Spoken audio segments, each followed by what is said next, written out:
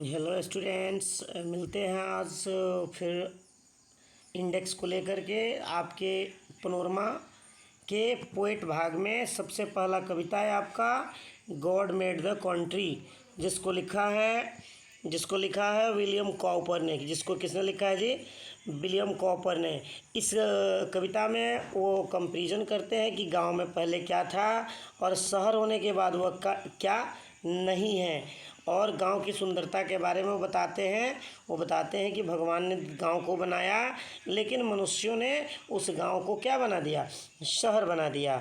अगला 2 नंबर कविता है odd on solitude. Odd के बारे में हम जहाँ तक बता दें, ये ग्रीक माइथोलॉजी में झूम झूम कर गाने वाले गीत को कहा जाता है। बाद में इसको कविता का रूप दे दिया गया। जिसको लिखा है अलेक्जेंडर पोप ने लिखा है। सबके बारे में हम बारी बारी से जानेंगे।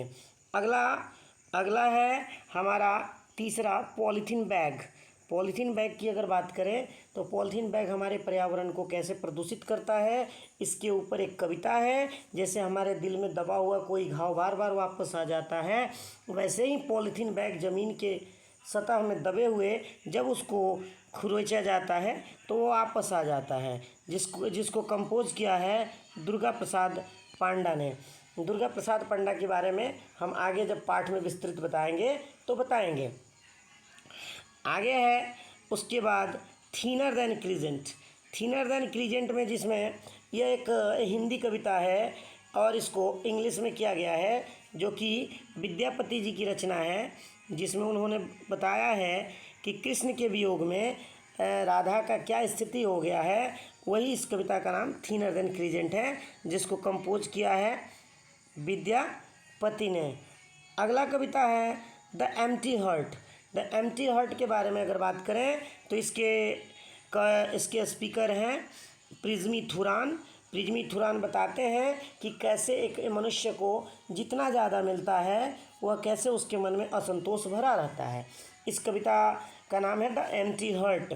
इसके बाद है एक अगला पोएम है कोयल में बताया जाता है कि कोयल का रंग काला क्यों है और कोयल काली क्यों है। इसके बारे में चर्चा करते हैं पूरन सिंह। इसके स्पीकर हैं पूरन सिंह। इसके बाद अगला पोएम है आपका द स्लीपिंग पॉटर।